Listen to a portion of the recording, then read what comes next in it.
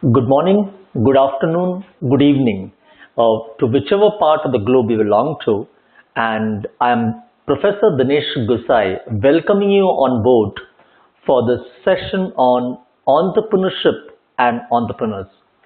So let's delve into the subject right from backtracking what we have done. So what we'll always do at the start of the module is we will kind of recap whatever we have done so far, and then also give a context building of the current session or the day's session, and then we get into details.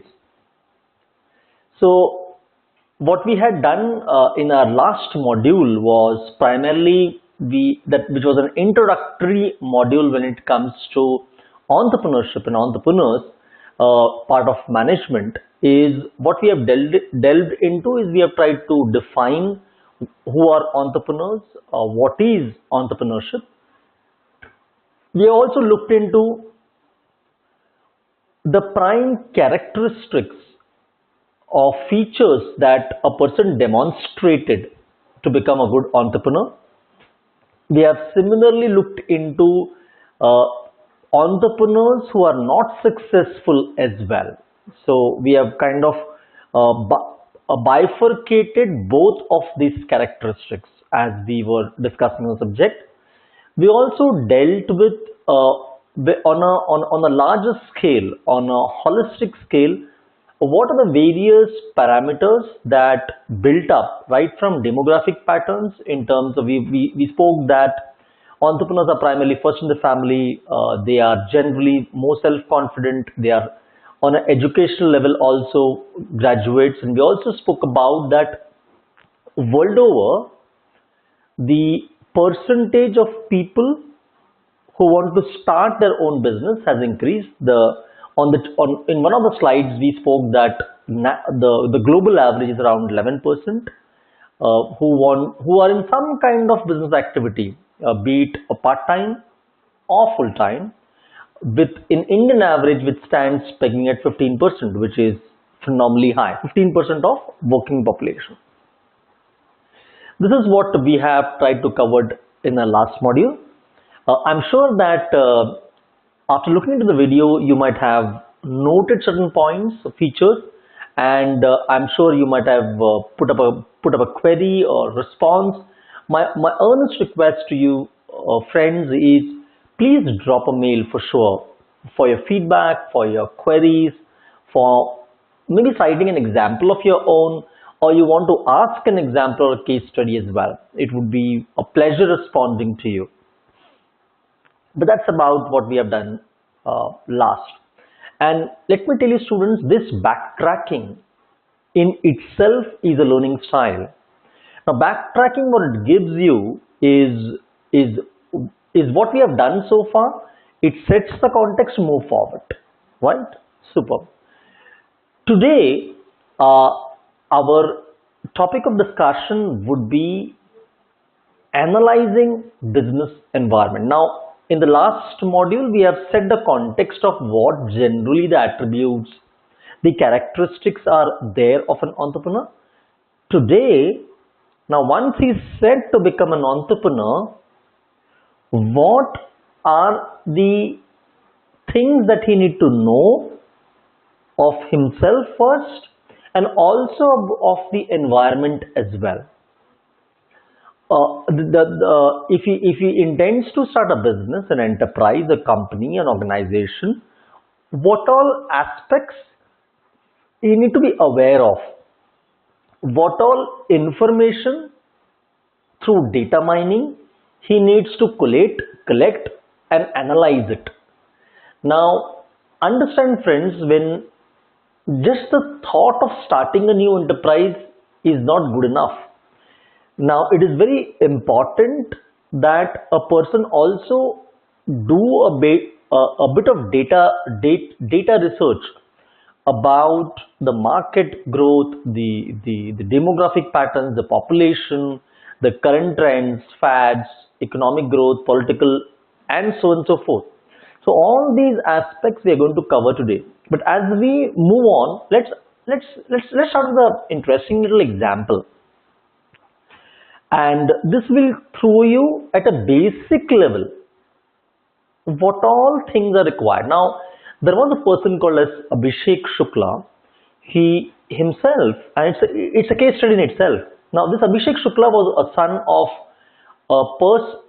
the family was into a family business into textile and clothing. So he was born and raised in Bareilly, and he graduated also from Bareilly as well. His entire education went down in Bareilly. He was not really keen and interested to join the family business, which would have been an easy ride for him.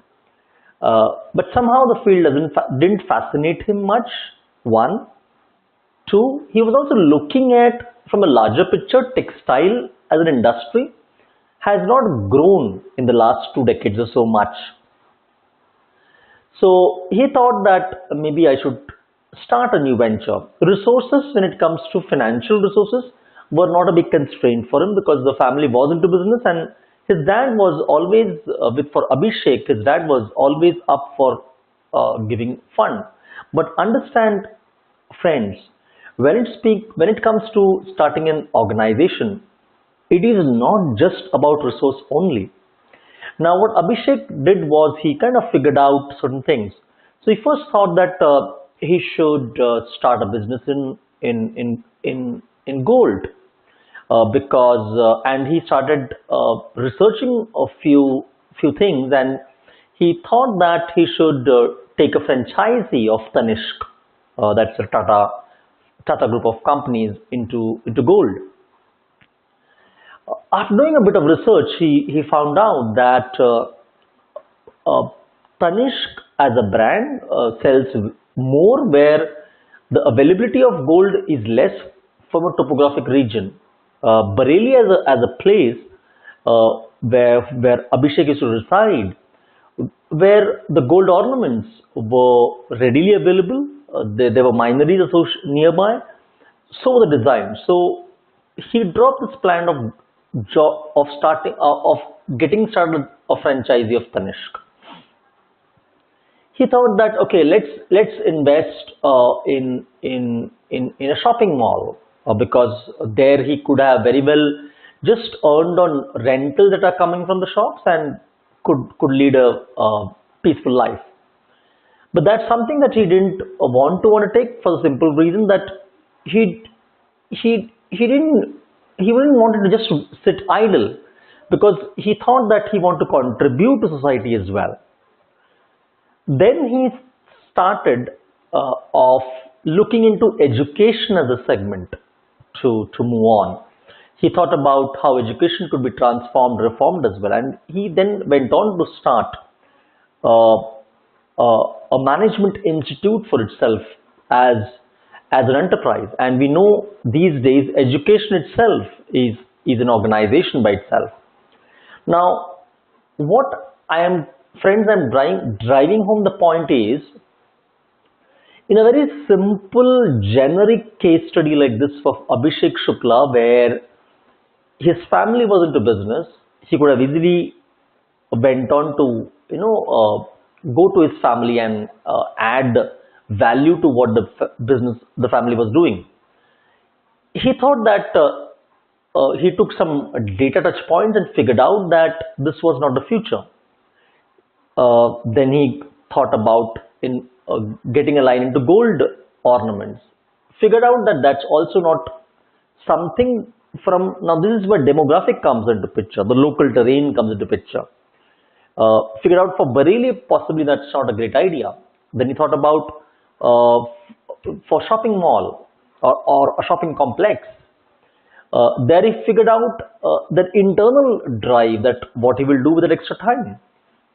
So the point is, even with this case study, we'll figure out for Abhishek Shukla, he figured out features that are environmentally viable, not viable. He looked into his own personality traits as well. Now, at a basic level as well, now when individuals start an enterprise, he is looking into these aspects. Important, friends, this is at a very generic level. Maybe for a single entity or a single individual. But when a person or a group of people are really serious about starting an enterprise, an organization, to become an entrepreneur, there are certain processes that are really helpful to make it so. Now, having to figure out whichever place of the globe you stay, having to see in the vicinity, some shops they just open and shut down within a year. Within a year. Now it could be a cake shop, it could be an ice cream shop, it could be any of those. And you figured out that possibly that was not the location that they would have started with. Possibly they didn't do enough background research. So today's module is a systematic way to understand for an entrepreneur what kind of business analysis a person needs to do. And this analysis is what the subject matter is. And these are interesting touch point, and we will deliberate with examples and cases as well. So analysis of business environment. So what we are going to try to primarily cover today is the company's micro environment, the company's macro environment. So if an organization, if you start going to think about starting an organization, what all things internally, micro is internal, micro is minute, macro the larger picture. So we need to figure out the detailed orientation and also the global vision. So we will look into both of these facets. What are the micro elements that are important for an enterprise, and what are the macro elements when it comes to business analysis. So the business environment, if you see, includes the factors that affect the business management's ability to build and maintain successful relationships with its customers, be it internal or external. Now, if I am to ask you a question at this point of time, friends, tell me, for becoming a successful business entrepreneur, are internal factors more important or external factors? Now, let's also understand what does internal factors means. Internal factors means all those factors which are related to me, my immediate environment, which I can control with, and the external factors, they are national factors, political, economic, demographic, so on and so forth. So what factors are more important? Now logic would say that both. Yes, it's not about this or that, it's about both. But understanding both these factors are very detrimental going forward. Because even one of these factors, if you discount them or kind of overlook them, the chances are that if it's one of those critical factors which is influencing the entrepreneurship big time, it might cause a downfall. So we will look into those factors that contribute to the making or possibly breaking of the organization as well. Micro environment. So what all things includes the micro environment? So when we speak of micro environment are all those actors which are close to the effect of ability to serve the customers, the company's suppliers, the marketing intermediaries, the customer market, competitors, and public. Now all these factors, be it the products it has, the internal delivery mechanisms, the competitors, all these internal factors. Now when we say micro environment includes all those factors that the organization, that the individual or the management can either control or influence. So that also means the macro factors are those where the organization or the entrepreneurs don't have much control over. So let's look into micro factors. Now, All this in one, and we will kind of detail it one by one. So the micro factors that influences the going forward of the enterprise is one, the company itself. That means uh, with whom you are forming an organization, what kind of value proposition the company has into building the organization. Uh, the key questions that we spoke about yesterday, that what are we doing? Why are we doing business? Why this business? Why not something else? What is my objective? What are the products and services we are going to move forward to satisfy the customer? The suppliers. So we know that any enterprise cannot work in silos. So they require the deliverables, the suppliers to the marketplace. So there are intermediaries associated. Could be the warehousing, the supply chain, so on and so forth. The marketing intermediaries associated, the competitors. Now we will speak a very interesting facet about competitors. If you're not really aware of who the competitors are, what are they doing currently, what is their, are they really growing, are they degrowing, so on and so forth. The publics, and the most important parameter, customer. That means with my products and services, what is it that I am going to give to the customer becomes important. So these are the micro environment, and we will kind of detail it out one by one. So let's look at the company itself. So when we speak about company, what all things includes the company? That means top management. So for an entrepreneur, this management could be a one person or could be a team. So for Infosys, it was a team. For Reliance, to start off, it was just one person to begin with, isn't it? So the top management, what philosophies are they having to drive home as well? This becomes important. So when we speak micro environment, finances. So for Abhishek Shukla, the case that we spoke about as we began the session, finances were not a constraint, but not for all that's the case, because finances in today's context doesn't mean you need to have it. And in a forthcoming session, when we'll speak about venture capitals and angels as well, it's about how can you build finances. So it's not just you having the finances, but are you able to gain confidence of investors at maybe a certain point of time, float an IPO, initial public offering, or are you able to take a loan from banks and give confidence to the bank that you can repay them?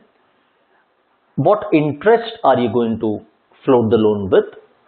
Do you have a financial data mapping about how I'm going to repay it, from what are the resources that are needed, till what point of time the enterprise is going to reach a break-even?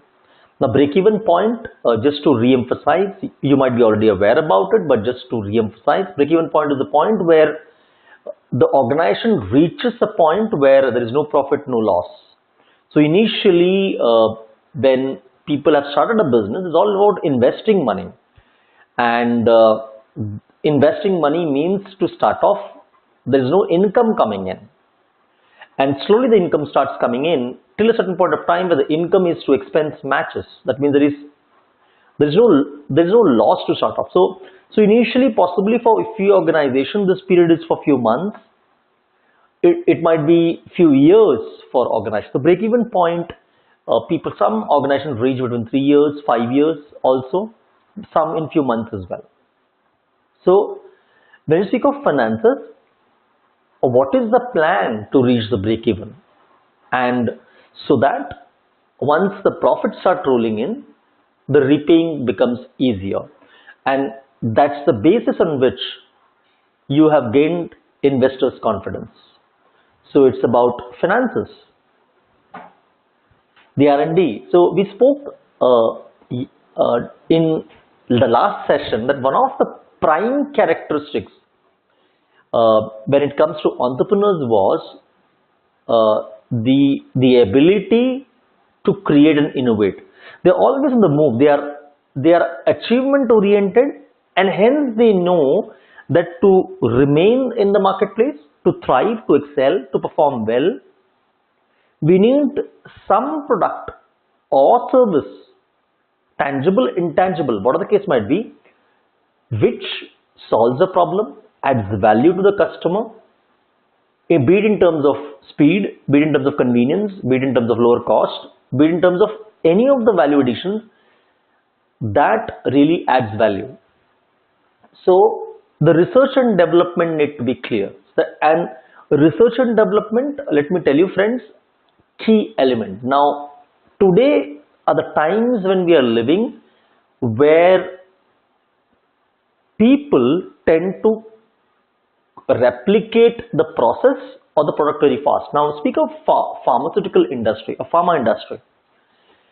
Now companies like GlaxoSmithKline, Pfizer, Nestle, now these are companies that they invest a lot on R&D, and when a new product comes in, they go for a product patent. But let me tell you, bringing out a new product, a molecule, especially in the pharmaceutical industry, cost billions of rupees, and to invest that, it takes time as well. So not all companies can afford it. So what other companies do it? They just replicate the already existing product and sell it, and they can sell it at a lower price because it is not their R&D product. Now for the original product was invented, he will add a premium to it because it is their product. It is coming through their R&D. So important to understand, friends, is initially for an entrepreneur, investing in R&D might not be a great idea. Now entrepreneurship, we need to understand, has to be looked into from a time context as well. So initially when funds are scanty, when raising funds is one of the major challenge, there for an investor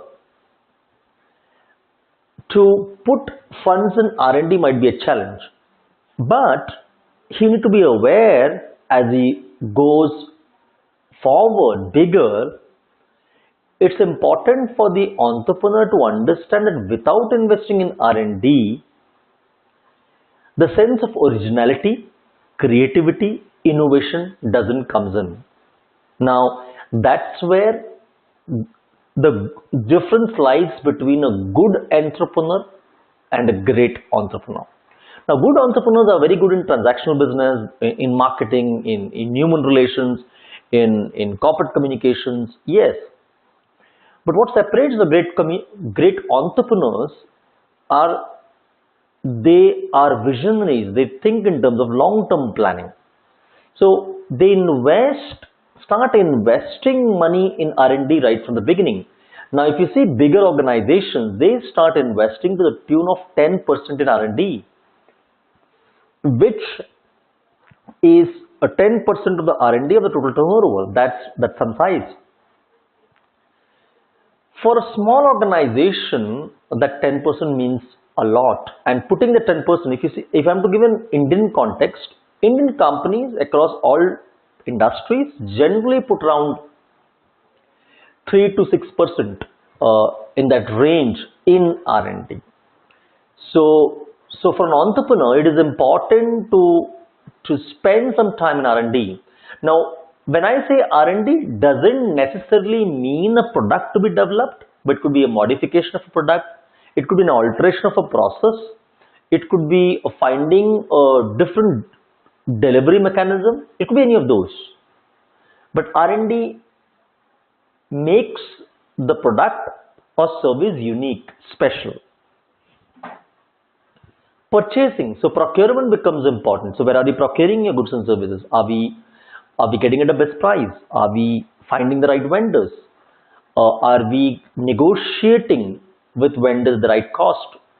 Do we have an alternate mechanism as well? Because if your purchasing team is not getting the product at the right time and not maintaining enough inventories based on the forecasting, what will eventually might happen is the market might the demand is great, but you don't have much to back it up because you're not purchased enough with the change in changing times. So purchasing becomes important.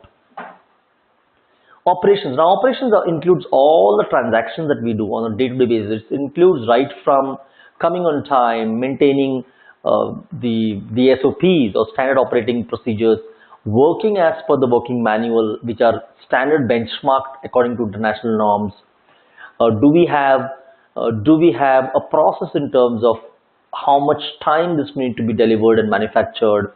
Do I have a commit to delivery ratio which is very high? So all those transactional things which we call from a discipline perspective, which are benchmarked in the KRA, comes under operations.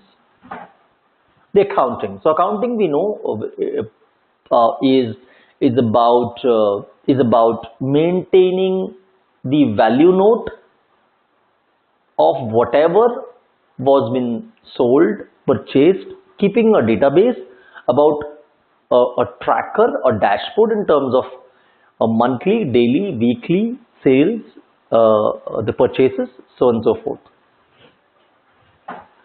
So when it comes to company, the micro factors are all this. Now, I hope you are understanding that when we are speaking of just the micro environmental factors about analysis of a business, within this you will find all this. Now that's the reason the topic is called as entrepreneurship management, and one of the primary management philosophies and principles that goes without saying is you can only manage what you can measure. What you can't measure, that which you can't measure, you can't manage. I repeat, you can only manage those that you can measure. Whatever you can't measure, you can't manage. Hence, getting details becomes important. So more details you have, the more empowered you are. You can then tweak it, twist it. You can then increase, decrease, add value to it. But if you're really not aware about the sub elements, they say mastery lies in details. So the more details you have, the more mastery you have on the domains. So one factor is the company. So I'll just recap. We are doing analysis of business environment. We mentioned there are micro factors, macro factors. Micro factors we defined are the internal attributes that an enterprise can control and influence. Within that, one of the elements was the company. Second, suppliers. Now suppliers provide the resources to produce goods and services. So any suppliers that the resource could be a machinery, a utensil, a chemical, any of this value-add service. Now treat it as partners to provide customer value. Now it is important to understand that the strength of a company is as equivalent to your weakest supplier. I repeat, the strength of any company is as equivalent to your weakest supplier. That means that your supplier value chain also need to be big, because end of the day, if supplier doesn't give the product on time or service on time, you can't move forward and give to the customers, your end customers. And end of the day, if you are not able to give a product or service to the end customer, the tarnishing of an image takes place of the enterprise, not of the supplier. So it is important that whom we collaborate with, whom we negotiate with, whom we have a good track record becomes important from a supplier's perspective. The third factor, marketing intermediaries. Now these helps the company to promote, sell and distribute its products to final buyers. So all marketing intermediaries chain, right from the sales team to supply chain to distributors to warehouses to inventory norms, the trucks involved, if at all if it's a goods. So all the intermediaries required from the organization to the marketplace are the marketing intermediaries. Now marketing intermediaries, let me tell you friends, has evolved drastically in the last couple of years, where there used to be a larger chain when it comes to marketing intermediaries. Maybe a decade back also. With digitalization, things have changed drastically, where this bandwidth has narrowed down a bit. Not only a bit time actually, because the intermediaries now have scaled down, narrowed down so much that there are only few intermediaries left because of the online revolution, with digitalization, a lot of things have cut off. So the interface left over between a customer and the buyer has decreased substantially. But yes, all these elements, based on the context, it's important.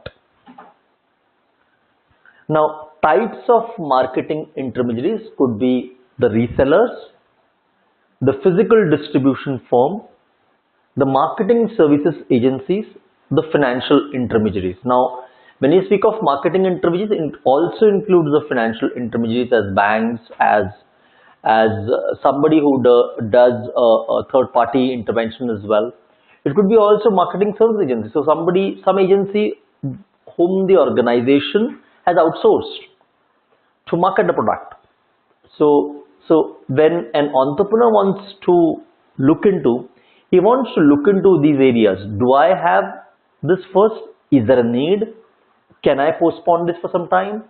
Are this based on my products and services essential? Now these all things will change based on what type of business you are into.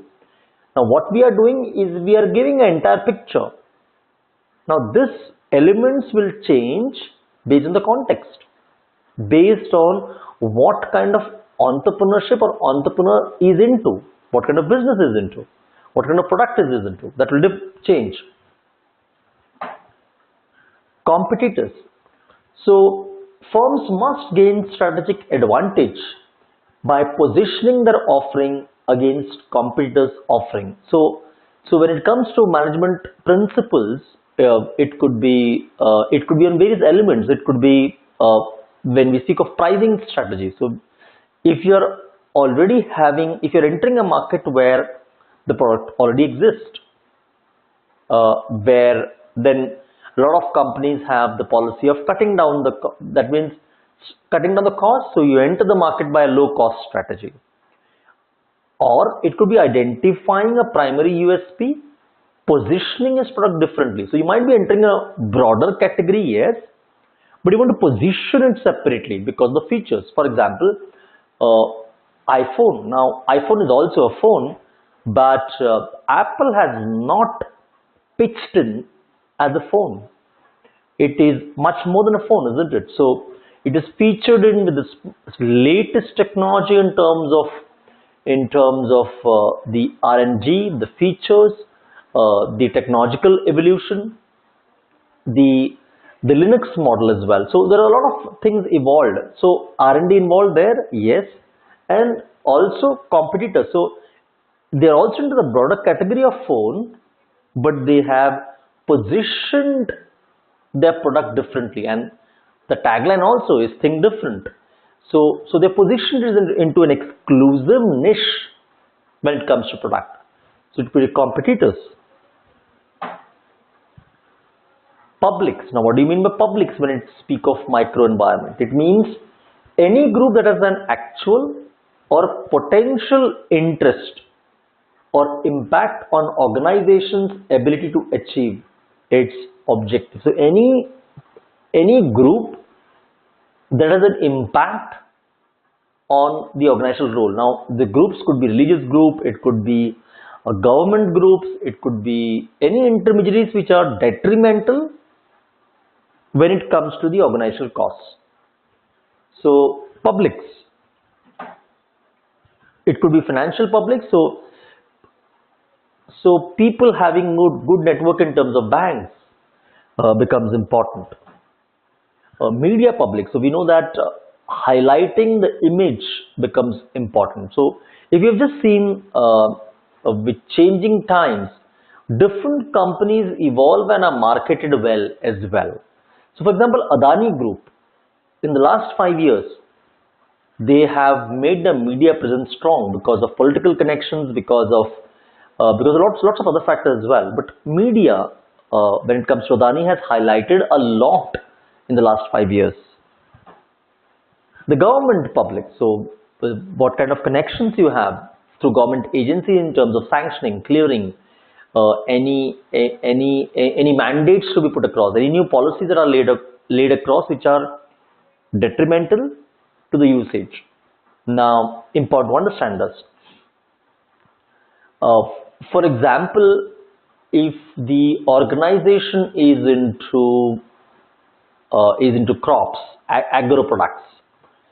Now, you know that agro products comes under a regulatory banner of government, Ministry of Agriculture, wherein there are a lot of mandates that are being set across and they keep on updating. For example, if you are into a pesticide business, right? Government has set regulations about what products you can prepare, what are the regulations that the company need to have as you start the organization, what kind of licensing is required, when it needs to be updated.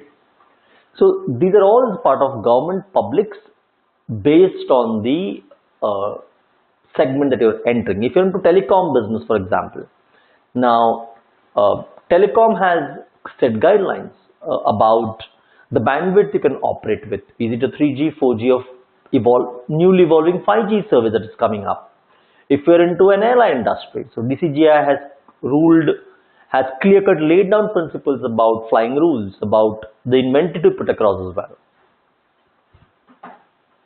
The citizen action public, so any groups which are NGOs which are predominantly interactive with the public as well. It could be a religious group, it could be a NGO, a non-governmental organization, it could be a trust, it could be any of those. The local publics in terms of association, in terms of cities, villages, group of villages. It could be village panchayats, it could be suburban associations, any of those. The general public, so what kind of reach or penetration you have in connecting to the public at large? How can you connect more? The internal publics. Now when I say internal publics, it's for an organization, for an entrepreneurship, it's about the enterprise. How many people do we have? Is it 4, 5, 10, 50, 100, 1000 to start off? What's that? How do I connect them? Are majority of the people on the same page? Now understand friends, not all will be on the same page when it comes to philosophy. But is the entrepreneur communicating the philosophy of the organization? What does the organization stand for? Time and again.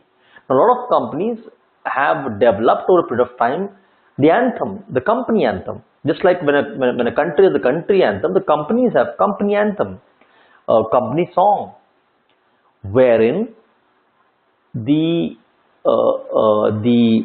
values of the organization are repeated, reinforced multiple times over. Now, so these were the factors that influenced the micro environment. Now, so right from the company, the public, the marketing intermediaries, so on and so forth were the micro factors. Let's also look into what are the macro macro factors. Now understand at this point of time, friends, that the macro factors the entrepreneur doesn't have much control about. But before starting his venture or enterprise, he needs to be very clear about the prevailing dynamics. And we will look into it one by one. So we start from demographics and we'll speak about it, the economic, the natural, technological, political and cultural factors when it comes to the macroeconomic variables. And those factors are, let's look into one by one. The demographic first. So when you want to define what is a demography? So demography is a study of human in terms of their age, in terms of density, location, gender, race, occupation and other statistics. So a lot of demographic data. The primary source is census report, which is taken every decade. The last was in 2011, where every census gives a fair bit of understanding about the demographic patterns. There are other reports as well. Now, why demography is important is, let's take an example. Suppose if an entrepreneur want to start a business into food item, for example noodles, and we know by data research that noodles primarily, the primary customer are children or young adults. Now, if an organization or an entrepreneur want to start a business in noodles, this demographic study is important. Because if the organization or an entrepreneur is starting a venture where its customers are primarily Middle East or above, say for example, then the chances of he making big is less, because the primary customer are children and middle age, children or the young age, or who are about to get married and a couple of years they will have children. That's only one factor. There are other factors as well. Let's take some other example in terms of for example density. Now density is important if you want to start a travel business. Now if you are into travel business, this database about how many people are a working population. Now working population data becomes important when you are into travel industry, because if you are going to start a vehicle and to put into a company or somewhere, it is important these database are important. Without having a demographic outlook, it is difficult to manage. Yeah, and this is important. So demographic environment is the important because it involves people, and people make up markets. So end of the day, we know whatever product or service we are going to offer is finally we are offering it to people. So the people should be there to put across. And demographic trends include age, the family structure, the geographic population, educational characteristic and population diversity as well. So all these factors are detrimental when it comes to getting demographic data. The others include within that is increasing population. So if we want to start an insurance, if you want to make a headway start into insurance industry, is increasing population important for an insurance industry? Yes, because with increasing population, there's a natural trend, there are more customers available to you. Rapid growth in urban population in Asia. In India, urban population rose to 523 million by 2025. Now, these are all forecasting business. Now, these are important. So, if you want to start a business in an urban location, this data is important. the growing middle class. Now, we know that the middle class, so if you want to divide the entire population to three parts, the rich, the middle and the poor, uh, which normally the top two, the top and the bottom, used to account to close to 50%. Now the middle age, the middle class occupies close to 60 to 70%. That's some chunk.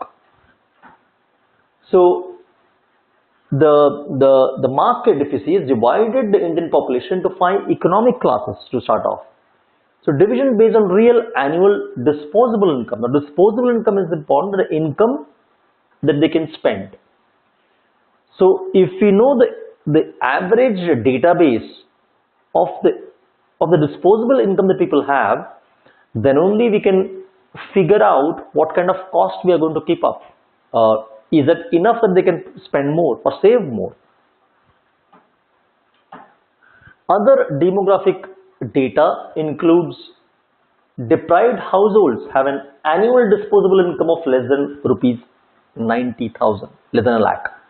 So these data touch points are really important. The poorest economic class has this kind of disposable income. Mostly unskilled or semi-skilled workers on a daily wages. Now, these are data touch points, friends. Now,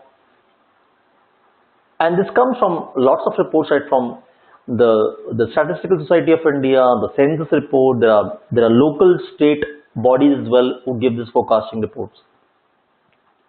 Now, these reports for entrepreneur is priceless, to say the least, because they give real good insights about what's happening as well.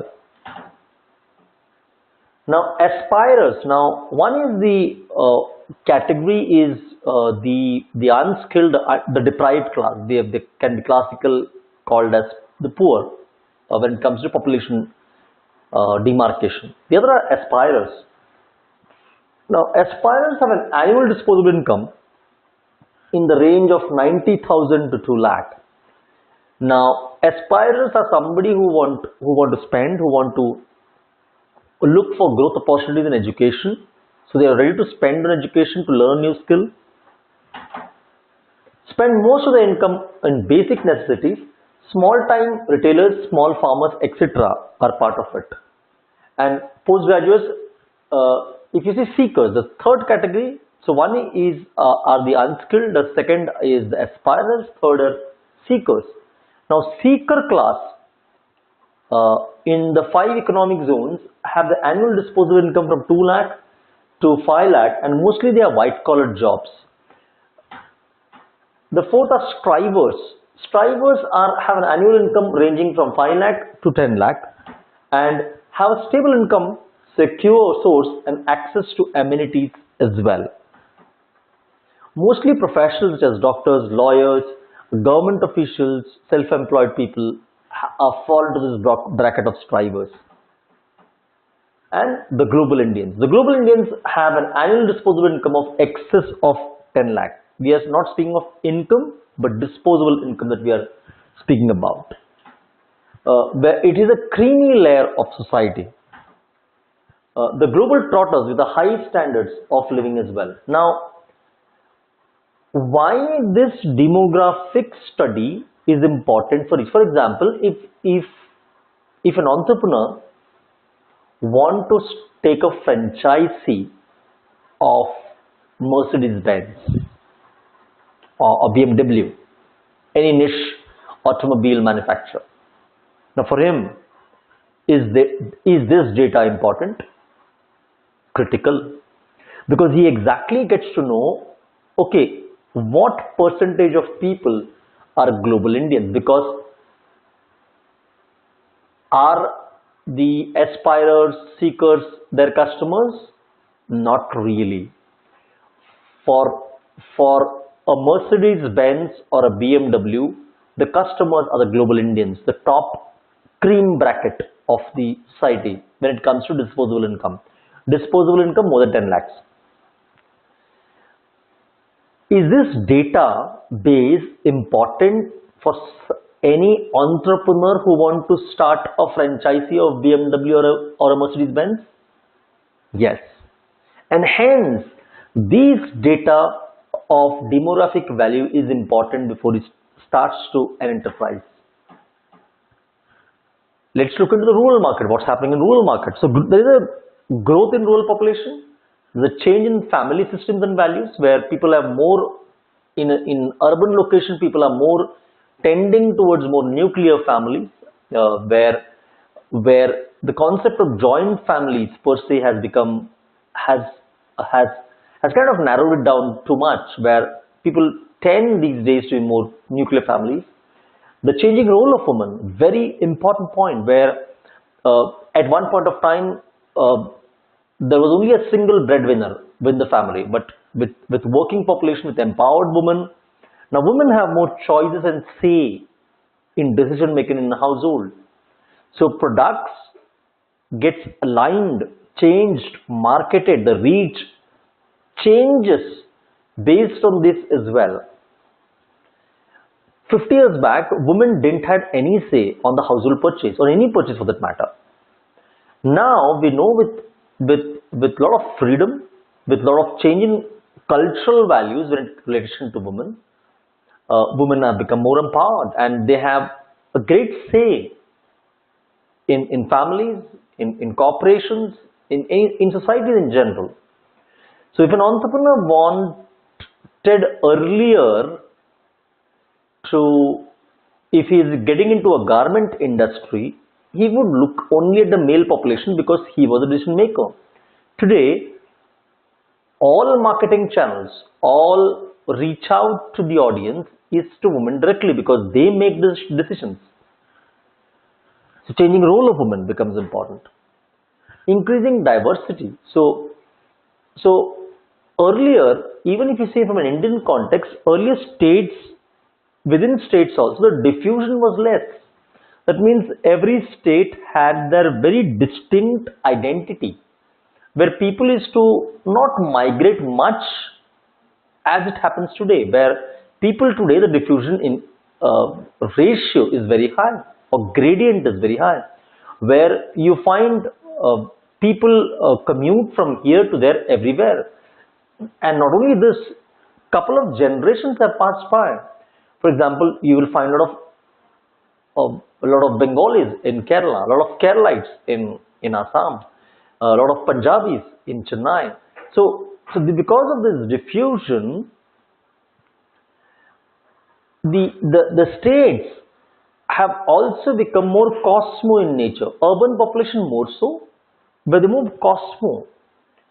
Now, so that means that if an entrepreneur wants to start a venture or are looking for marketing thoughts to reach out to the customer, he has to keep this in mind, that he's kind of dealing with a cosmo kind of outlook, not with a culturally very distinct identity.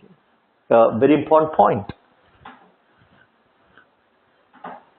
The economic environment. So this was all about the demographic environment, which was key. The economic environment. The economic environment include factors that affect consumers' purchasing power and spending patterns. Now, when it comes to India or Asians in general, they say that we Indians are very good in saving because it's a cultural value associated to it. So there's a lot of disposable income. So whatever income bracket you belong to, based on the 5 economic zones, the Indians generally tend to save more in relation to the Western countries.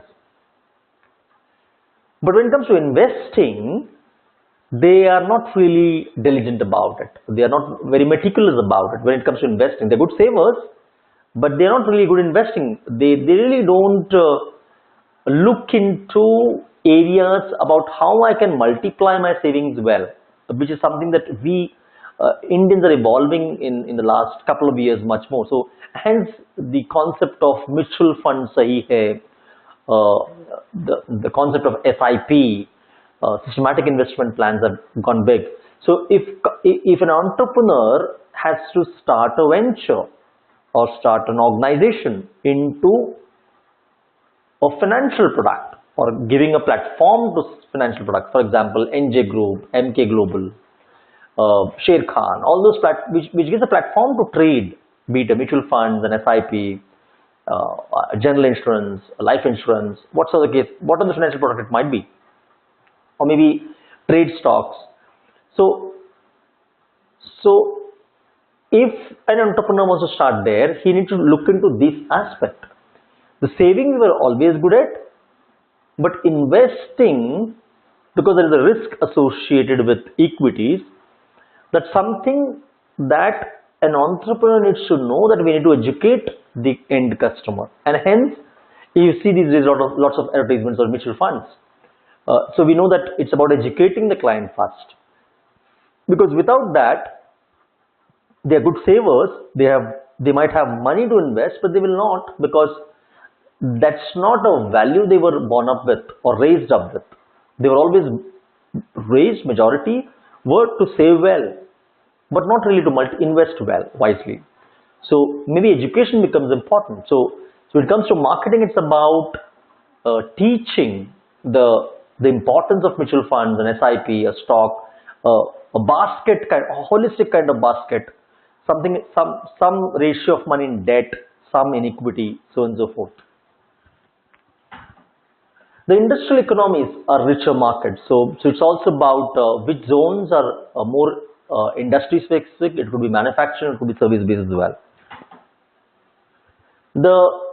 The subsistence economies consumes most of their own agriculture and industrial output. So countries which are evolving in the sense that they are already, whatever they are manufacturing, they're actually consuming it. So they have nothing in surplus, so that they can sell it as well.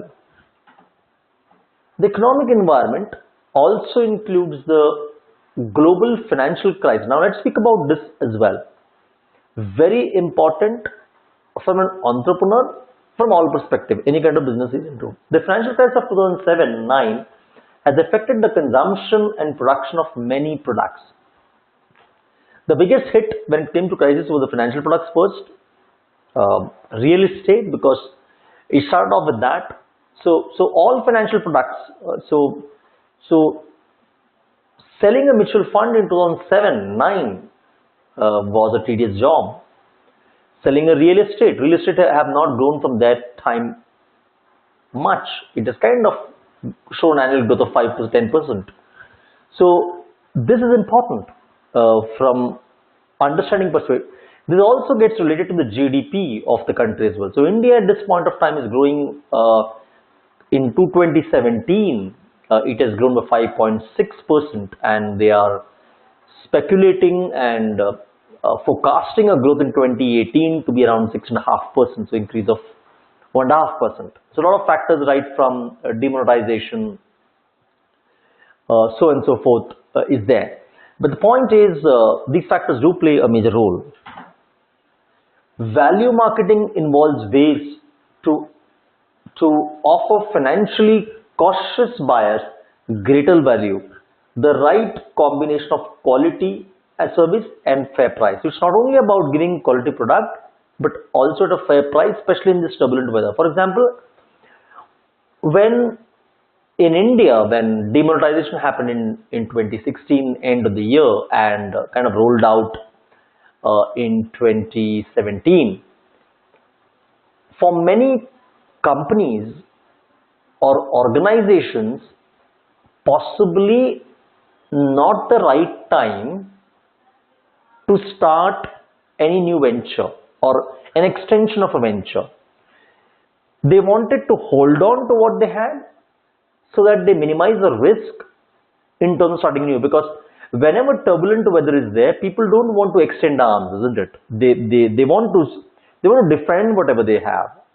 So possibly an entrepreneur who wanted to launch in the last year or so was not a great idea. It's good to hold back some time to maybe start a new venture, completely new venture, or possibly an additional new venture. So a shrinkage happens when it comes to when it comes to risk taking, when it comes to the economic environment. Change in consumer spending patterns as well. Good data touch points are finding out how or what products the consumer spends on. The Engel's law states that, now this is a very important data, the Engel's law states that as income rises, as any individual's income rises, the percentage spent on food declines, the percentage spent on housing remains constant, and also the percentage spent on saving increases. So with increase in income, there is no proportional increase in food. It kind of declines because the base it's a very rock bottom when it comes to the hierarchy of needs by Maslow. So when income rises, if those needs are met, those don't go proportionally. Savings does increase, and for any financial product or anywhere where consumerism can be brought in is this, and also housing also remains safe. So these are important points when it comes to getting data from economics. The natural environment. Now, important parameter when it comes to natural environment involves the natural resources that are needed as inputs by marketeers or that are affected by the marketing activity. So all natural inputs, now it could be minerals, it could be water, it could be vegetation, the natural resource, it could be air, it could be coal, it could be any of those. So if you look into the Indian scenario itself, lot of industries, if you look into the patterns where industries have developed across India, across the globe also, they are primarily allocated or are near to the places where natural resources are found most. So it could be a mineral ore, it could be coal, it could be water, it could be air, fresh air, it could be any of those. So let's take an example. Let's take an example of a state, Indian state, Kerala. If you see Kerala as an example of a state, you will not find many industries there. And that's one of the patterns that you will find, that a lot of Keralites, if you see, keep on moving to different states. They are good travelers. Good travelers, not only for doing business, but they kind of settle down. Many generations people pass out in many states. If you see Kerala as a state, the resources that are available as a state, the natural resources I'm referring to, are less. And hence, there are no industries in and around there. Small scale industries, yes, it could be possible to fishing because it is a huge coastline. Tourism, that's where it's marketed well because that's where its strength is. But industries, not really, because no naturally existing mineral or mineral ore exists much in Kerala. So an entrepreneur who wants to start a business need to be aware about this as well. The trends, what are the patterns that are evolving? Shortages of raw material. It could be also increased population. So which states have shown the proportional increase in population phenomenally? Increase in governmental intervention. So apart from the central policies, it's also about what kind of state policies. For example, tourism, which we spoke about.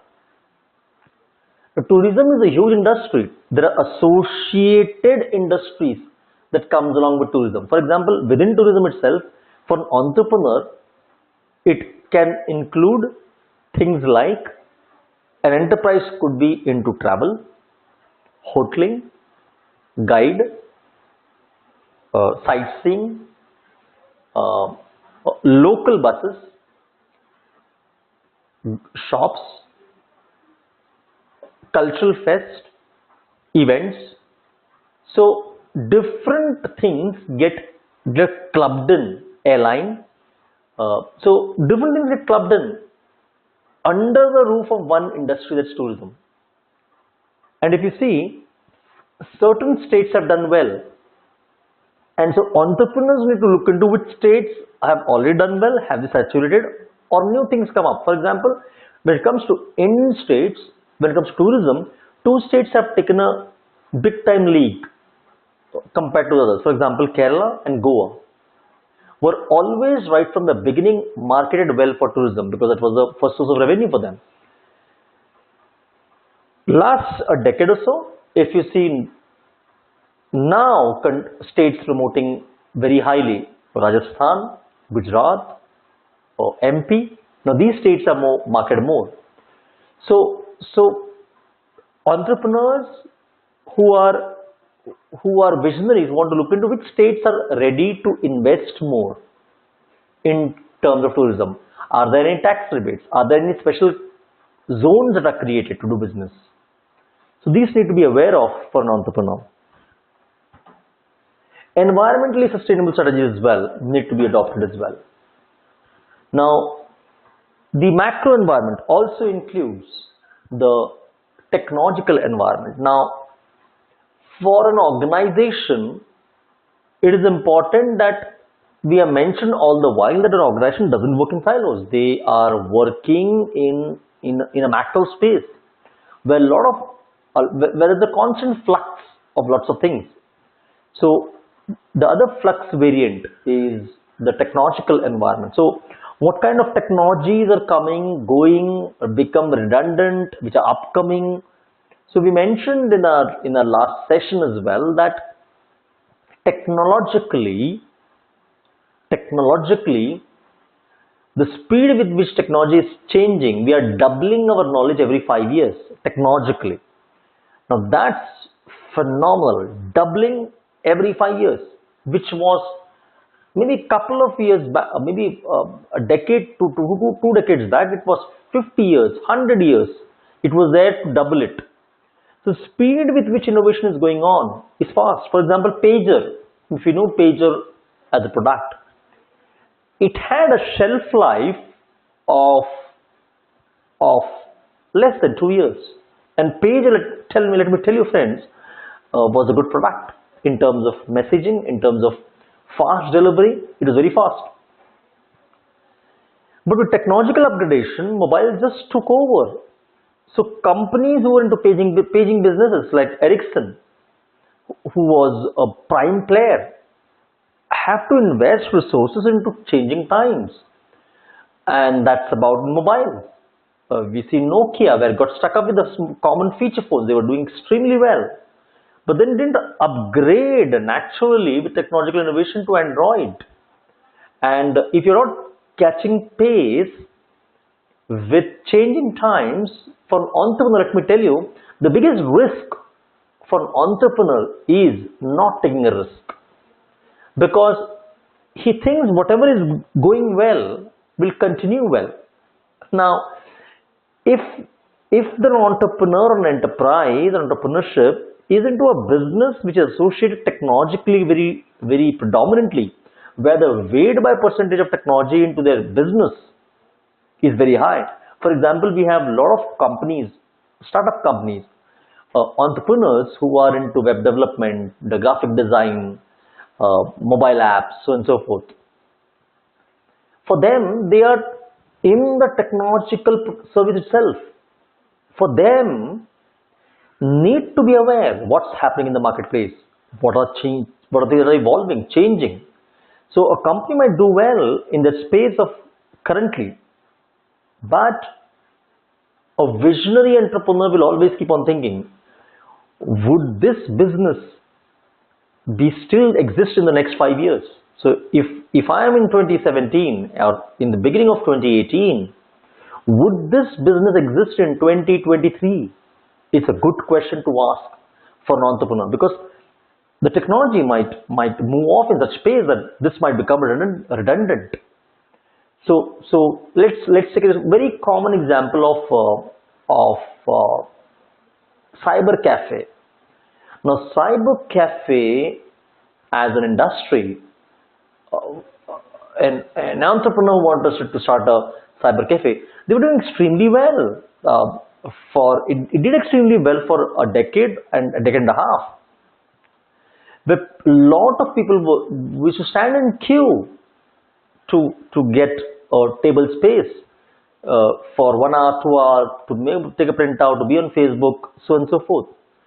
But with the invention of smartphones, the business of cyber cafe has gone.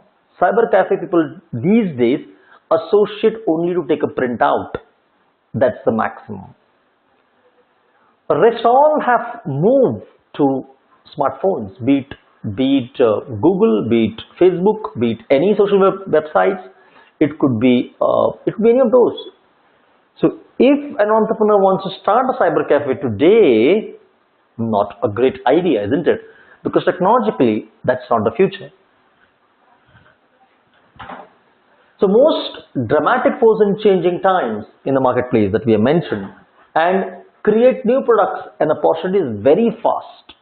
Now, even if you are into a business which is not directly related to technology, but in some way related to technology, important to be flexible.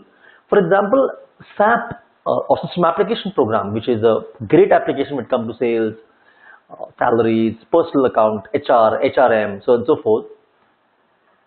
Or System Application Program is a network which companies took up 2 decades back, but not all did. Few thought that it will take time, and some people are doing it now. What happens is, although you are into a manufacturing industry which is very remote from this technological feature, but when you're dealing with customer, your customer wants it that way. And when you can't deliver it in that mode, you're losing on customer as well. Safety of new product, always a concern. So it is important that when you're looking into a technological world, what kind of dimensions the product has is important.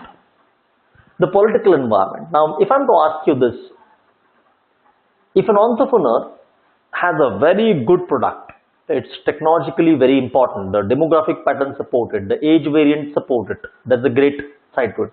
But would you start a business in Zimbabwe or Tanzania? Would you? Or Syria? Would you? Not recommended. Now, Syria, Zimbabwe, we know, we have read up in newspapers, but there are countries as well where the news is not very predominant. The countries where the political turmoil is huge. So, political environment consists of laws, government agencies, the pressure, the influence or limit various organizations and individuals to a given society. So, it's not just about whether the stability in terms of political exists, it's about how flexible are the laws to do business. And that's precisely the reason you will find that a lot of business, even within the country of India, some companies tend to do more business in certain states than some other states because they know the state government of that particular state might not be really flexible in terms of ease of doing business. Now, ease of doing business is very important for an entrepreneur. For an entrepreneur, he should be looking at not only this factor but also ease of operations, ease of doing business within the state comes under political environment. It also includes the legislation regulating business. Increasing legislation, if you have lots of clauses, lots of things, difficult to do business. It's also about increased emphasis on ethics. Now, when we speak of ethics, it's about the value proposition. Now,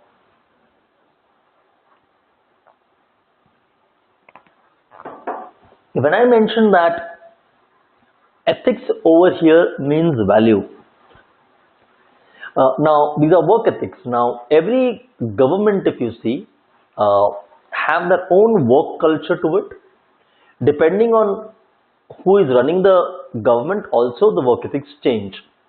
So, whatever kind of political climate it has, the entrepreneur needs to be aware that if suppose, let's take an example, if somebody is into an export-import kind of business, who is into, say for example, a simple example of courier, international couriers. Couriers could be in terms of documents, it could be in terms of life products, it could be biological, it could be any of those. So if you're into a cargo courier business, need to be aware about this because The laws keeps on changing, and these laws sometimes require a lot of documentation, certain times regulations on the excise, uh, uh, customs becomes detrimental. Increase and socially responsible behavior as well becomes important. The cultural environment. So what kind of uh, cultural variables influence the way business is done? So cultural environment consists of institutions and other forces that affect a society's basic values, perceptions, and behavior. So when Nestle was starting its venture in India, one of the because food is part of culture. When you speak of Indians, noodle is not something that for Indians it naturally came along. It was not, because their staple diet was rice, the rotis, the vegetables, and so on and so forth. Noodles definitely was not. And one of the demographic data that is important to start a new venture when it comes to the food industry is taste. They say taste is developed in the childhood. It's very difficult to change taste patterns in the adulthood. So what Nestle, understanding these demographic patterns, was since they wanted to sell Maggie, they started off with children, because children's very taste is yet to be developed. So Maggie was always associated with children, never with adults, because adults, since they have developed a certain sense of taste, difficult to change. That was good 20-30 years back. Now if you see, Maggie is not just about children, it's also about adolescent teens and young adults. Because those children who had a Maggie at that time has now become in their teens or adults. So now the concept has changed, where Nestle is not just focusing on children but also adults as well. So now these cultural understanding about taste is important in getting into the marketplace. So persistence of cultural value. It also means that core beliefs and values need to be persistent and passed on from parent to children, and are reinforced at school, religious places, whatever the case might be. So for an entrepreneur, it is important what are the values that a society has. What are values? Let's take an example of Patanjali.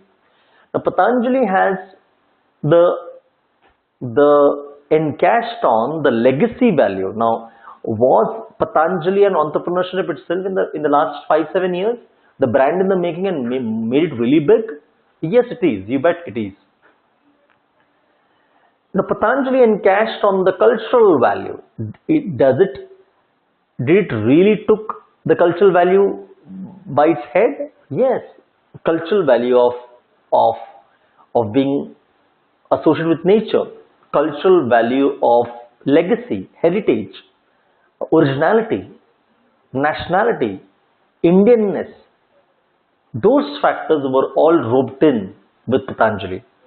So for an entrepreneur, these things are important. So if an entrepreneur, to be very clear that he should not get into a product where it is against a cultural value. It is very important to understand this. The secondary beliefs and values are also important, not only the primary beliefs, but also what are the certain secondary beliefs the society has in terms of knowing what the thing is.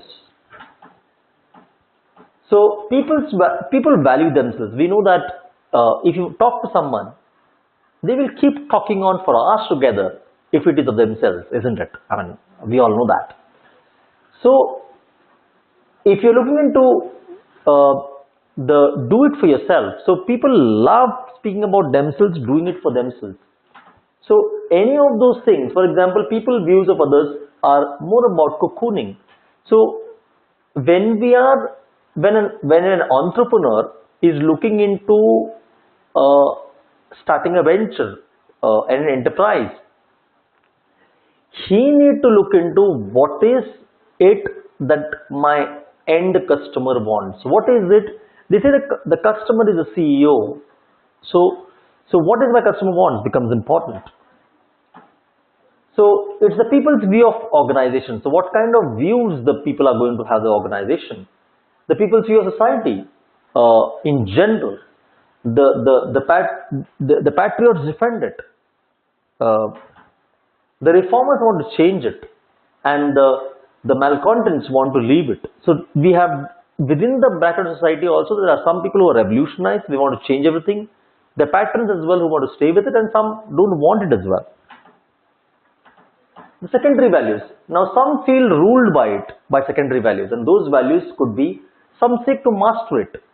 So these values are changing, and people's view of the universe, what is it that they think about in the universe as such, is important when it comes to secondary values.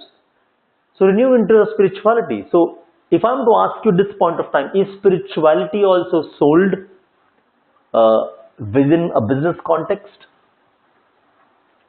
You bet it is. Isn't it spirituality being sold and given an economic sense as well? So views on responding. How do people respond in terms of universality? So it could be in terms of uncontrollable, proactive, and reactive. So if an entrepreneur gets to know about what are the class segments people have in terms of uncontrollables, it could be in terms of react and adopt, aggressive to action. It could be watching to reacting as well. What are the factors that are associated? So these factors, based on this, also for entrepreneurs becomes important. So what we have done is, these are all the databases, touch point that an entrepreneur needs to know. Now understand, based on the context, based on what kind of products and services he is into, this might all change. But these data, the more data he has on all that we spoke about, be it the microeconomic factor, the micro factors, the macro factors, the more he is aware about it, it makes a lot of sense, so that he can adapt accordingly. Now, with this information, how he's going to use this information becomes important. So what we are trying to do is also figuring out the business information insights. How is going to get those information? Is it through marketing research? Is there some standardized internal benchmarks, external benchmarks, or other information sourcing agents? So if you see, for an entrepreneur, it is important to, since we mentioned that customer is the king or the customer is the CEO, finding more about the customer is important. So when we say customer insights, it also means fresh and deep insights into the customer needs and wants.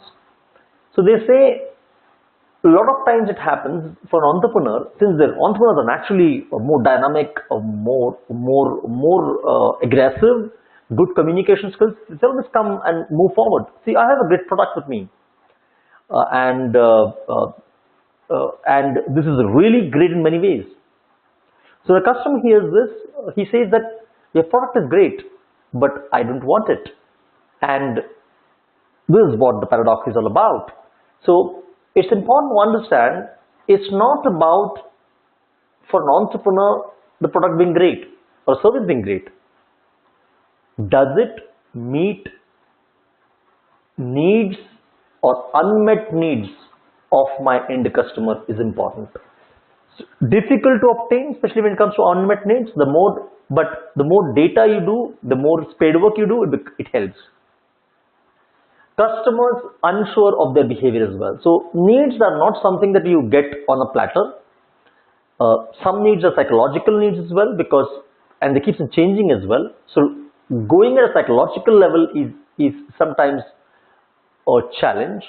But to start on the physical needs, what the customer expects out of it is important. So it not derived from more information, but better information and more effective use of existing information. So it's not just about getting more info, but it's about quality information. It's about getting information that is relevant from my perspective, and product and service becomes important. So when you speak of customer insights, it's about companies are forming. The customer insight teams include the company's functional areas. Now use insights to create more value for their customers. So when we are finding about the customer, it's about the central core principle for entrepreneur to know is what is the value addition that I am going to give to my end customer.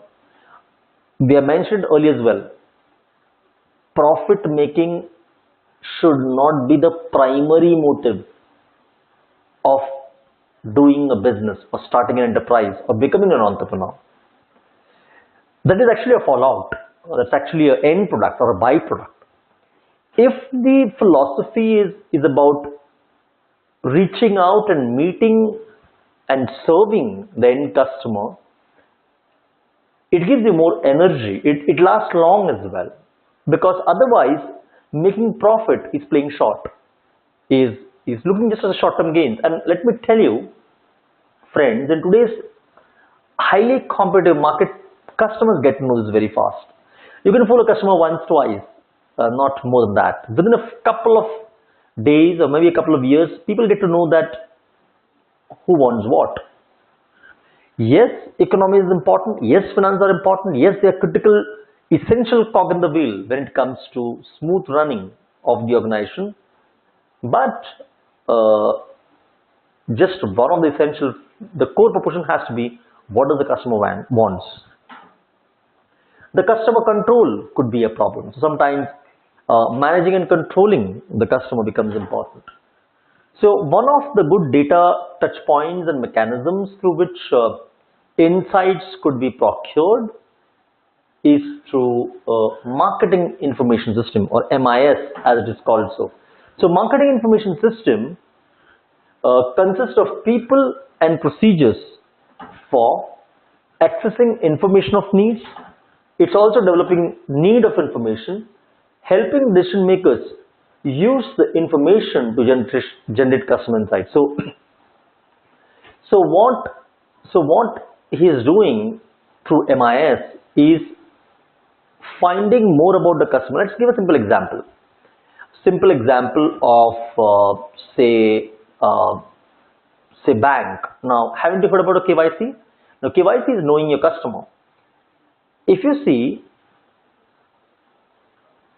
to grant a loan or to give a loan or to sanction a loan, KYC is detrimental for a bank. Why? Because it gives a repaying capacity. You know, you might have heard about CIBIL rating. It gives a credibility score about the customer. It tells you about the financial health of the customer. That's about KYC for the bank. MIS gives similar info about its key customers. Now, important to understand that for an entrepreneur, not all population is a customer. So we need to be focused about who is my customer. Not that every person who sees a customer. Not for all industries it might apply. If you're in insurance, yeah, every person you see is a customer. But not for all, isn't it? I mean, if you are into products like niche products or industrial products, chemical products, we know the customers are not everyone. So getting to know first who is my customer. Within that also, based on the economies, who are my more potential customers, based on which whom I can do more business, who can have more transactions or less transactions. So the information that is important becomes important in terms of understanding what my customer wants. It could be through internal database, market intelligence, marketing research. Now all these three, we get the MIS, and through this MIS the entrepreneur can map out a marketing plan about the same. And then you have the macro factors which he factors in, right from publics, the target markets, so on and so forth. So MIS provides information to the company's marketing and other managers and external partners such as suppliers, resellers and other variables as well. So MIS gives a very good information when it comes to whom he is dealing with, not only the customers but also intermediaries as well. So characteristic, if you want to figure out, of the good market information system is balancing what the information users would like to have against what they need and what is feasible to offer. So for an entrepreneur, very important to understand, he might have figured out what the need is. The second question is also, should I deliver all what that is wanted? Now we have to check in the feasibility. So MIS offerings, if you see the seesaw, is on the left hand side there is an MIS offering. This is what my customer wants, and the user's needs. But as an entrepreneur, is it feasible to deliver the product or service? Maybe at that cost, maybe at that place, maybe through that channel, maybe with that feature, maybe in that location, maybe in the environment. So all those factors. So one, knowing what the customer exactly wants, and two, am I able to deliver that as well, becomes important. The marketers obtain information. Now where is the MIS coming from? Three variables. Number one, internal data. Two, marketing intelligence. Three, marketing research. Now for an entrepreneur, this internal data might be something that he has found out for himself. For example, if someone wants to start a cake shop in a society, in a by lane, the internal data for him would be, he actually goes out and figures out how many cake shops are available, how many people look out for, where is the nearest cake shop available, how many are those, what are products they sell. Those are internal database.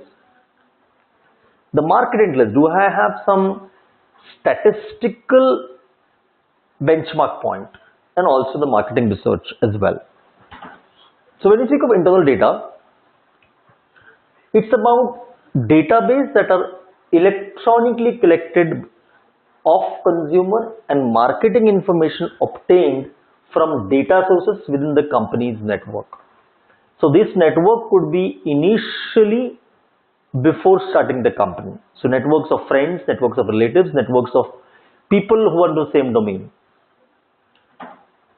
Marketing research. Now marketing research is the systematic design, collection, analysis and reporting of the data relevant to the specific marketing situation faced in the organization. So any specifics which are statistically recorded becomes important when it comes to marketing research. So marketing research follows a terminology. For an entrepreneur, it becomes defining what the problem and research objectives, developing a research how to collect it, implementing it, and interpreting the reports becomes a part of steps in marketing research. Now, for an enterprise, for example, let's take a example of a taxi service provider. Now, we know with the success of Uber in international market, who are the biggest taxi service providers worldwide. Now, people who want to catch up on the same plan and want to start a similar model of operations in India, which eventually Ola did and many other, CapTab and so many other services are there, Meru did. But when you look into those factors, we need to figure out, when it comes to the Indian audience, does the Indian audience, how many people travel by cab? Do they prefer a train, an auto, or a bus? What is that bifurcation? Or a taxi? What is the distance and the money variant which a normally a person drives in when it comes to urban location, semi-urban or rural?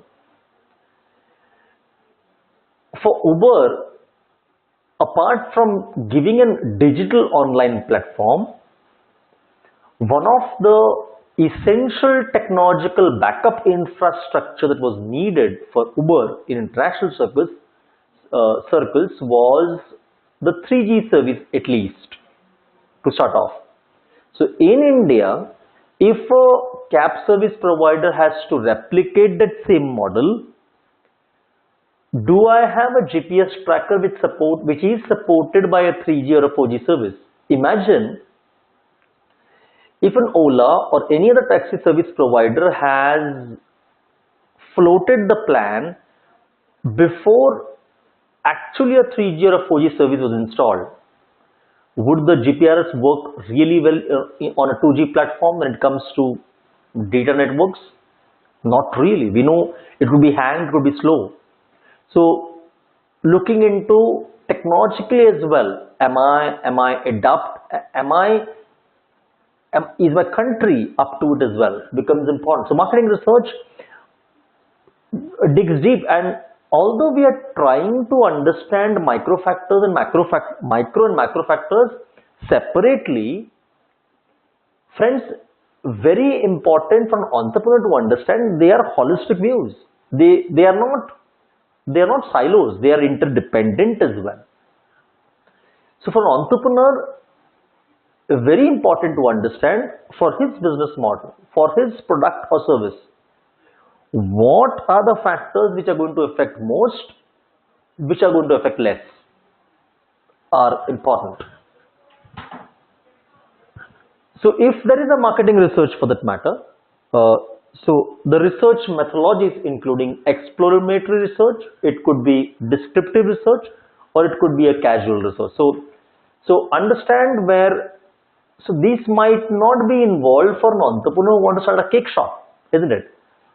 But for someone who wants to start an online platform, say for example, vegetable across pan-India, or possibly a financial product, a PTM, a financial platform in association with banking institutes or non-banking financial institutes. Is this important? Yes, dead important. So it depends on what level or what kind of money is invested in as well. These factors are important. So when it comes to developing the research plan, it's about outline sources of existing data, spell out the specific research approaches, contact methods, sampling plans, instrument to be gathered data. So these are the methodologies in terms of data gathering.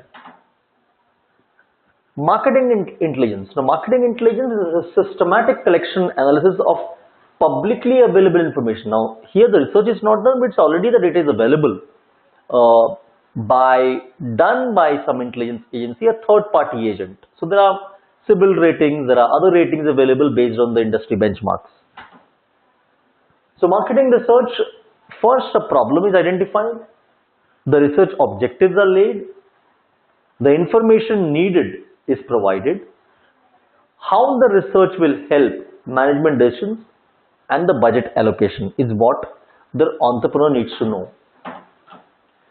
So when it comes to secondary data, it consists of information that already exists somewhere, having been collected for another purpose.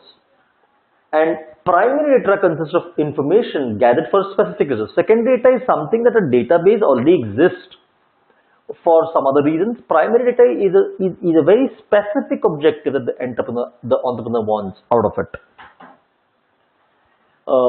Advantages, disadvantages do exist, the advantages being the cost, we are seeing of marketing research, the cost involved, the speed, and could not get data otherwise.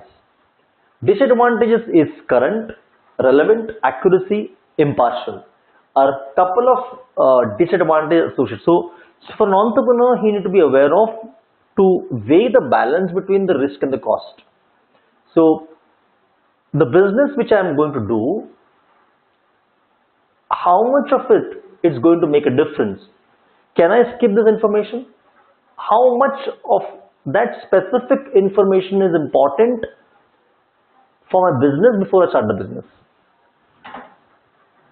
So it could be various researchers that are available, the primary data collection process, research approaches, contact methods, sampling plan, research instrument. Now, for a small time entrepreneur, the commonly seen thing is through contact methods. You approach if you visit a mall, for example, there are a lot of companies who say that we have a lucky draw offer, and people thereby collect contact details, and they approach, they're part of the plan, and they use samples for a lot of the cases.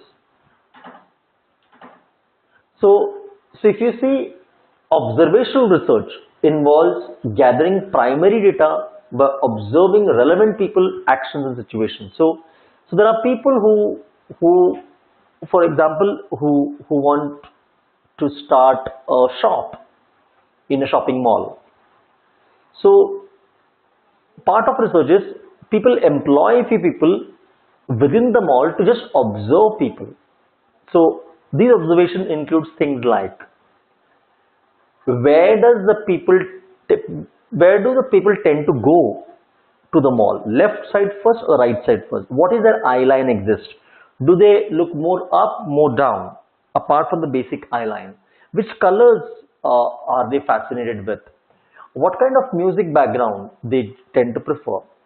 Do people come to shop along with families? Are they adult couples? Or possibly a mother and a child, a father and a child? How do they come? Is it through a four-wheeler, two-wheeler? Now, all these are part of observational research. Ethnographic research, it involves sending trained observers to watch and interact with consumers in the natural environment. So they not only observe, but some trained people go and talk to it as well. So a lot of people do this.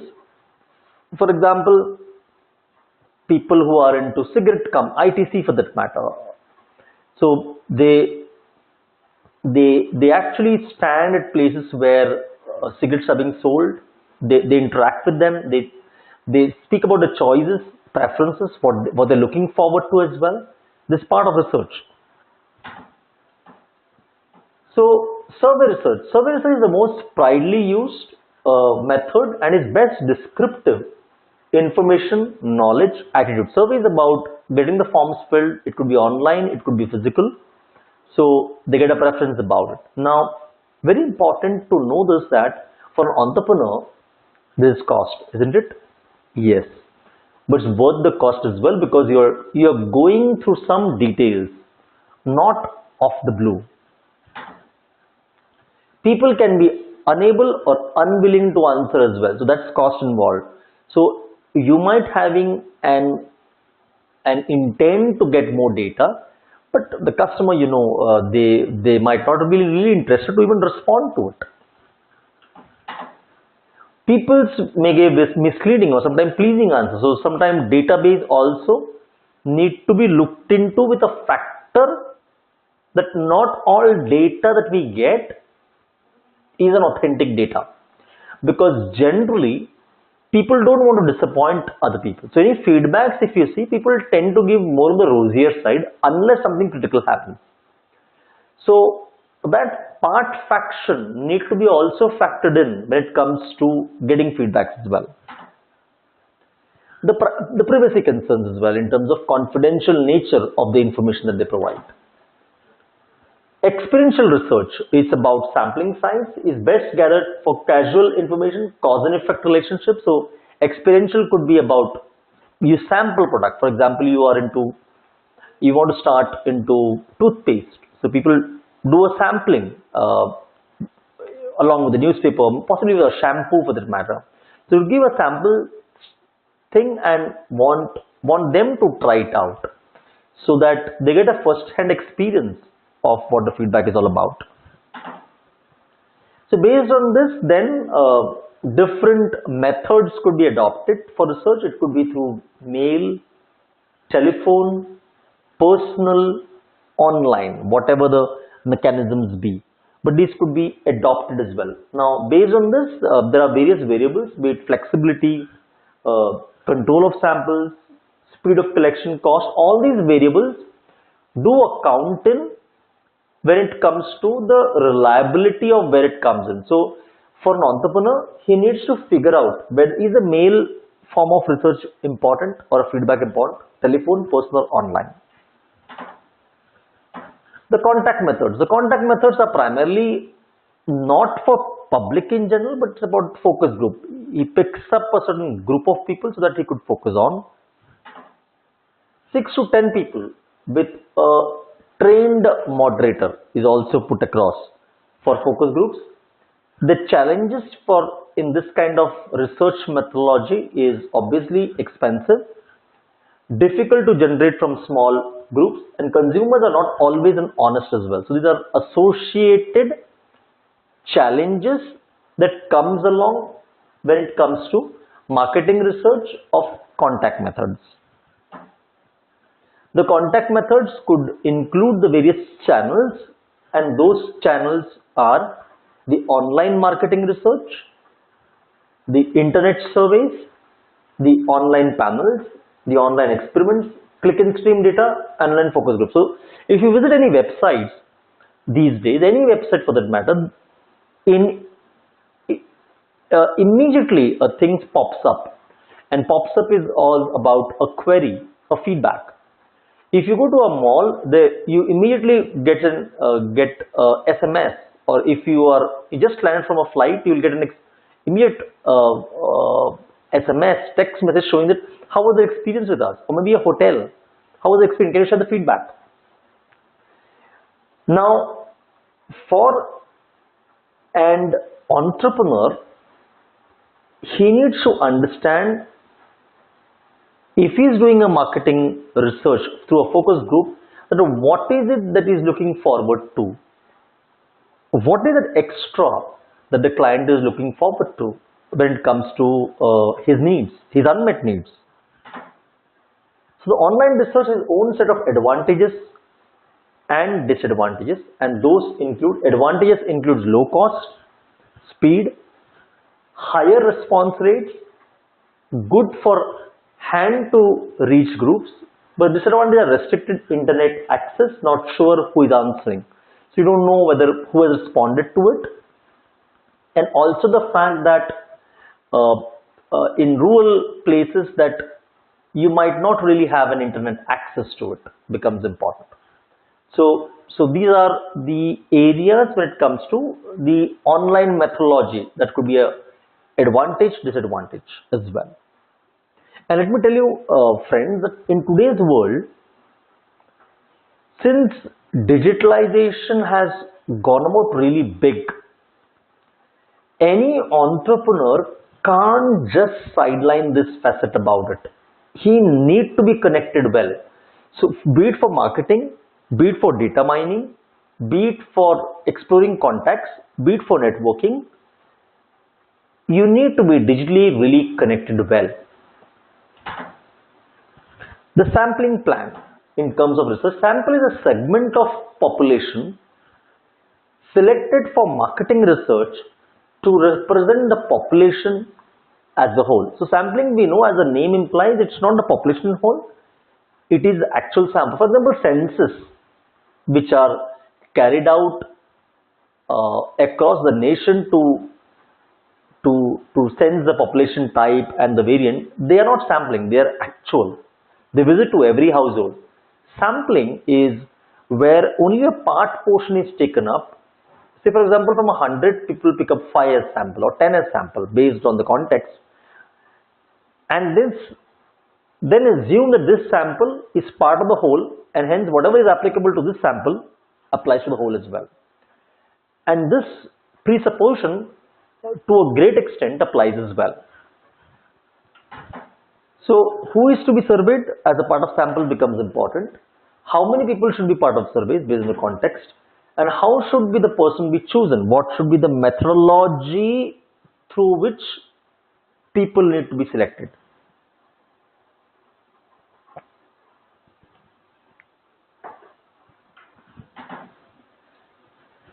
So type of sampling also could be based on simple random sampling, stratified or differentiated sampling. It could be non-probability. For example, it could be a convenience sample, it could be a judgment sample, or it could be a quota sample. So based on sampling also, if the entrepreneur wants to start a business into shampoo for that matter, so sampling could be random across a society, a particular kind of society. It could be only for women, stratified. It could be also convenience, known people, so you're giving into for convenience that.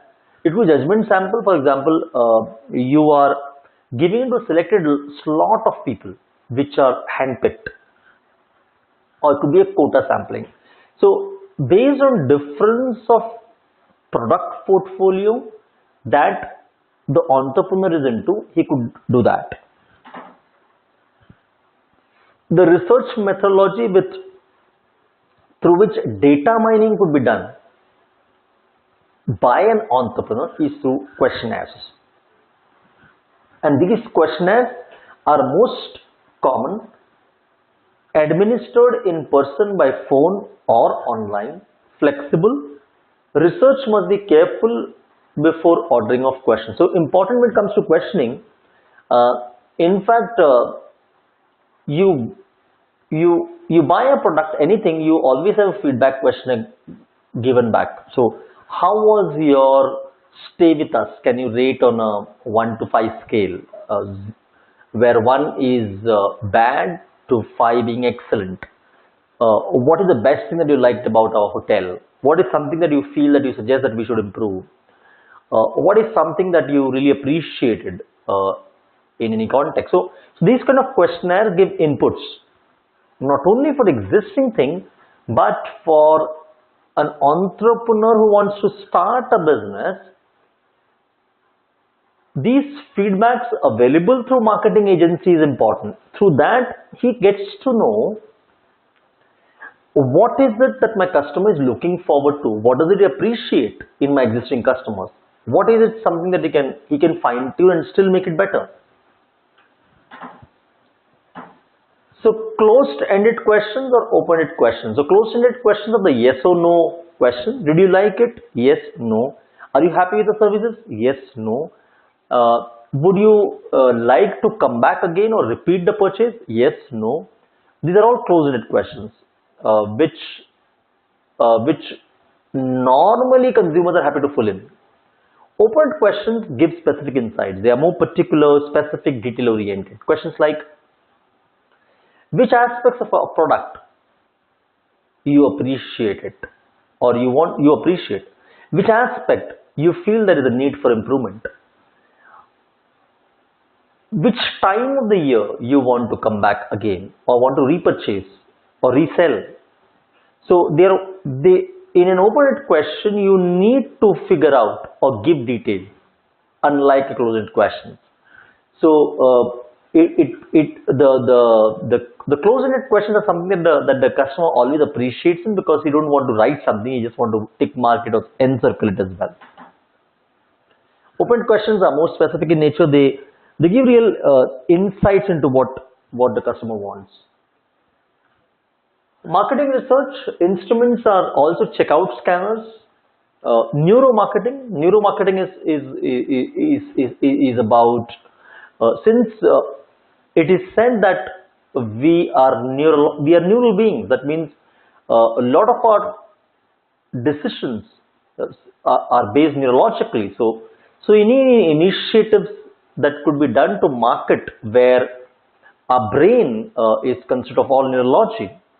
So it's about mirroring and matching is something we'll speak about later. We'll come on neural marketing, the mechanic of all devices, people meters. So all these are all part of research instruments that private marketing agencies do it. And these research instruments, the database that they get to an entrepreneur is important. So, implementing the research plan includes collecting the information, processing the information, analyzing the information, interpreting findings, draw conclusions, report to management. Now, if you see the cascade and flow, one, you're getting the data from the market intelligence, that's one. Interpret and analyze it, what's relevant for me, which part of the info I'm going to use it to my needs. Either report it to management if you have a management of team 4-5, or you're using it for yourself as an entrepreneur. CRM. So CRM information for an entrepreneur is important. That what are the competitors doing in the existing space of customer and what we can do as an entrepreneur to customer. So CRM consists of sophisticated software and analytical tools to integrate customer information from all sources, analyze it at depth, and apply the results to build stronger customer relations. So before starting a base, before starting an enterprise, do I have to start off a customer base? Now these customer bases could be selected by different mechanisms, either through data available outside. For example, if you have heard about Just Dial. Now Just Dial is somebody who gives information about suppliers. For example, if I want to get information about, okay, how many people are there in Mumbai location as suppliers for this product, you put a figure in Just Dial, you get a lot of information. So there are a lot of people, organization associated who are delivering all those information. Customer relationship management touchpoints include customer purchases. So at purchase point, you get this info. Salesforce contacts, service and supply calls, website visits, satisfaction surveys, credit and payment interactions, and research studies. Now all this info gives information about value addition that you can bring along to a customer. Now understand, for an entrepreneur, everything is revolving around the customer. So whatever you can pull in from the factors of this associate becomes very important. So information distribution involves entering information into databases and making it available on a timely manner. So in today's world, we know that time is important. So the more faster we can give a product, a service, information to end customer, it's huge value. So taking all those attributes, we look into information distribution as well. The intranet provides information to employees and other stakeholders as well. So this becomes important as well. The extranet where provides information to key customers and suppliers. So we have two bases where we have the internal customers and also the external customers as well to give info. And that becomes a key touching point when it comes to information sharing. So other information considerations could be looked are marketing research, small businesses and non-profit making organizations, international market research, it could be public policy and ethics, and customer privacy, and also misuse of research findings. So whenever an entrepreneur is figuring out methods and ways to go about it, he needs to be careful about the flip advantages and flip sides as well. But it's very important he has a database touch points to understand the customer more. So friends, what we have really touched upon today is understanding analysis of the marketplace, the micro factors and the macro factors. We have looked into how information could be gathered in for having a good CRM. The information could be through marketing intelligence, through internal databases, or whatever the case might be, and what are the research methods as well.